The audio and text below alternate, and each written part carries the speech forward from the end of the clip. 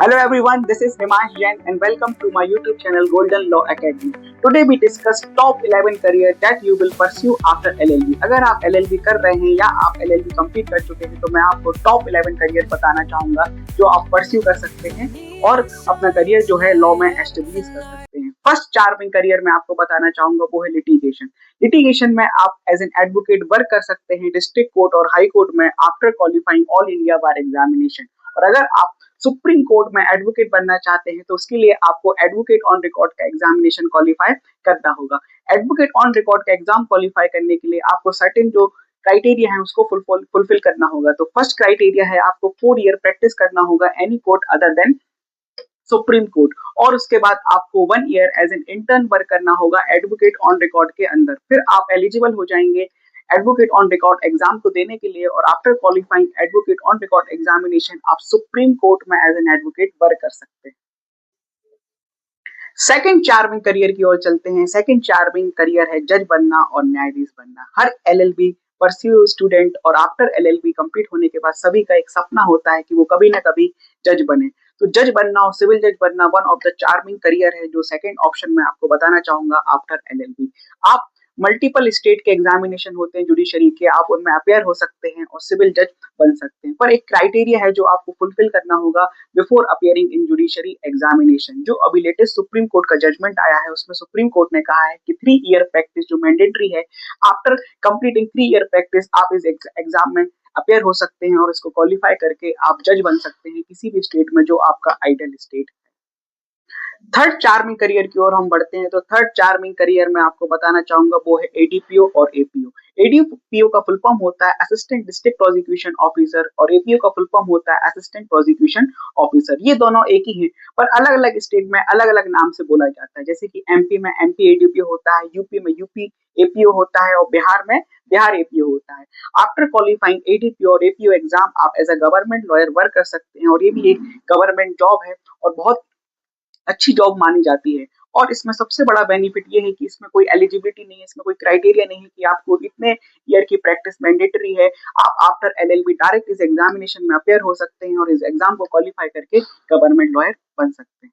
Fourth charming career आप as a corporate lawyer बन सकते हैं और बड़ी बड़ी कॉर्पोरेट फर्म और लॉ फर्म में आप एज अ एडवोकेट वर्क कर सकते हैं और वहां पर आप legal advisory, legal content writing और कॉन्ट्रैक्ट ड्राफ्टिंग, कंप्लायंस से रिलेटेड वर्क कर सकते हैं। और फोर्थ ऑप्शन जो है आपको मैं बताना चाहूंगा कॉर्पोरेट में आप जा सकते हैं और कॉर्पोरेट लॉयर बन सकते हैं। Now we move to the fifth charming career. Fifth charming career में आपको बताना चाहूंगा आप रेलवे में जॉब कर सकते हैं। सेंट्रल रेलवे जो है काफी पोस्ट निकालते हैं जो एलएलबी कंप्लीट कर चुके हैं और आप एज अ रेलवे में भी आप जॉब कर सकते हैं। और अभी रिसेंटली एपीओ की जॉब निकली है सेंट्रल रेलवे में तो आप रेलवे भी परस्यू कर सकते हैं। सिक्स चार्मिंग ऑप्शन में बताना चाहूंगा करियर ऑप्शन जो आप परस्यू कर सकते हैं आफ्टर एलएलबी, आप बैंकिंग में जा सकते हैं। देखिए बैंकिंग में दो सेक्टर है, एक गवर्नमेंट सेक्टर है और एक प्राइवेट सेक्टर है। तो गवर्नमेंट सेक्टर में आप सेबी लॉ ऑफिसर बन सकते हैं, आईबीपीएस, एसओ क्लर्क बन सकते हैं। और आप प्राइवेट सेक्टर में भी लीगल एडवाइजर और लीगल कंसल्टेंसी की आप जॉब कर सकते हैं और इंश्योरेंस कंपनी में भी आप एज अ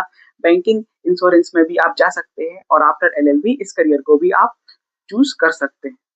लीगल जर्नलिस्ट बन सकते हैं और लीगल जर्नलिस्ट बनने के बाद आप लीगल कंटेंट राइटर बन सकते हैं, लीगल रिपोर्टिंग कर सकते हैं, लीगल केस लॉ बता सकते हैं और सुप्रीम कोर्ट और हाई कोर्ट के जो लेटेस्ट केसेस हैं उनको बता सकते हैं और लीगल स्टोरी बना सकते हैं और लीगल स्टोरी आप जो है मीडिया के थ्रू भी परस्यू कर सकते हैं।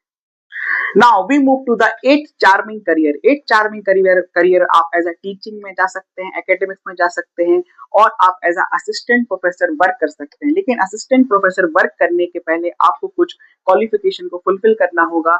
आपको एलएलएम करना होगा, आपको मास्टर डिग्री करनी होगी और आफ्टर कंप्लीटिंग एलएलएम या आपको यूजीसी नेट एग्जाम क्वालिफाई करना होगा या स्टेट में जो सेट एग्जामिनेशन होते हैं वो क्वालिफाई करना होगा, नहीं तो आपको पीएचडी कंप्लीट करनी होगी। आफ्टर क्वालिफाइंग और after achieving all these minimum qualification आप बन सकते हैं assistant professor of as assistant professor आप किसी भी यूनिवर्सिटी या कॉलेज में वर्क कर सकते हैं और आप as a educator of law भी वर्क कर सकते हैं। अब हम चलते हैं ninth charming career. Ninth charming career जो है, आप जज बन सकते हैं, जज एडवोकेट जनरल बन सकते हैं। आपको पता होगा कि ये एनडीए की जॉब है, हमारे आर्मी में जॉब होती है, तो आर्मी से रिलेटेड जो भी मैटर होते हैं, लीगल मैटर होते हैं, लीगल कॉन्ट्रैक्ट ड्राफ्टिंग होती है, लीगल एडवाइजरी होती है, तो इनमें आपको वर्क करने का मौका मिलेगा और एज अ जज आप वहां पे जा सकते हैं। 10th चार्मिंग करियर में आपको बताना चाहूंगा कि आप यूपीएससी में एग्जामिनेशन में जा सकते हैं। यूपीएससी में देखिए ऑप्शनल सब्जेक्ट लॉ भी होता है और आप as a after completing LLB आप यूपीएससी में लॉ को ऑप्शनल लेके आप यूपीएससी का एग्जाम क्वालिफाई करके आप आईएएस, आईआरएस और आईपीएस बन सकते हैं। 11th चार्मिंग करियर में हम आपको बताना चाहेंगे कि 11th में आप पीएसयू में जा सकते हैं, पब्लिक सेक्टर्स में जा सकते हैं और पब्लिक सेक्टर्स में बहुत कंपनियां हैं जो गवर्नमेंट की कंपनियां हैं, जो नवरत्न कंपनियां हैं, उनमें भी आप वर्क कर सकते हैं पब्लिक सेक्टर में। और इसमें जाने के लिए आपको क्लेट पीजी का एग्जाम देना होगा और क्लेट पीजी के स्कोर कार्ड से आप पब्लिक सेक्टर और पीएसयू में जॉब कर सकते हैं। Thank you everyone for watching. Keep subscribe my channel, like my channel and keep watching video on my channel.